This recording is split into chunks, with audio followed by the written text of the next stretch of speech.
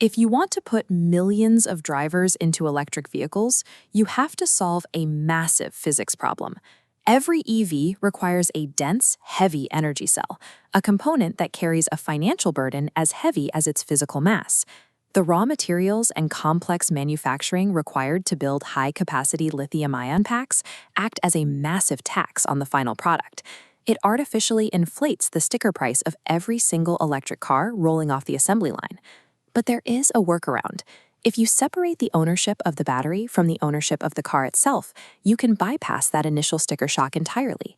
Getting electric vehicles into every driveway is no longer an engineering challenge. It is an economic problem, and it requires a completely different financial structure.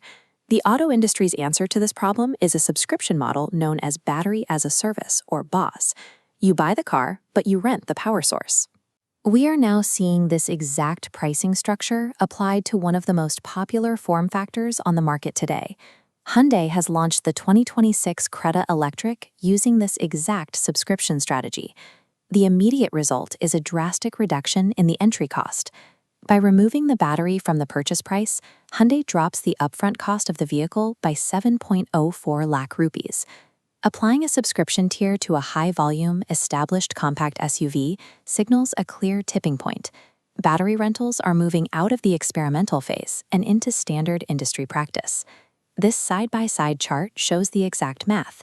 The 18.03 lakh standard purchase price drops to a 10.99 lakh BaaS entry point. Hyundai replaces that upfront capital with a usage-based fee, tying ongoing costs to distance driven. The rental charges exactly 3.9 rupees per kilometer.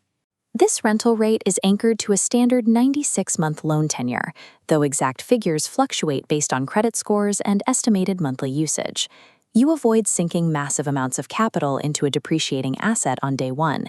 Instead, you take on a manageable operational expense that only increases when you actually use the vehicle yourself.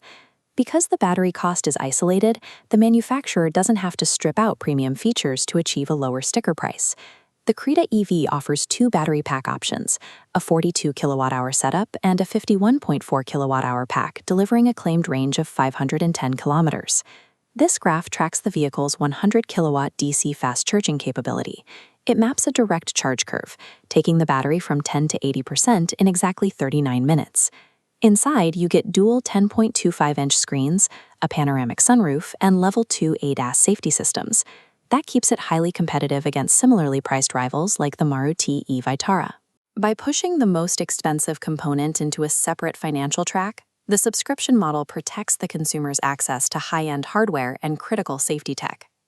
The broader automotive market is now forced to react to this aggressively priced subscription model.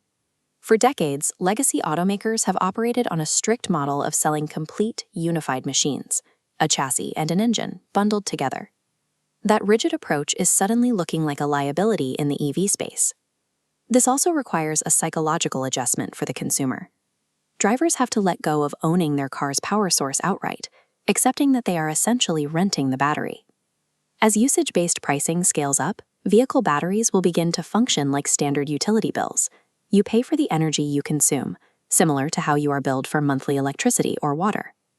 The 2026 Creta Electric delivers a massive upfront discount to buyers right now. But in the long run, its real impact is proving that decoupling the battery from the chassis is a highly effective blueprint for global electric vehicle adoption.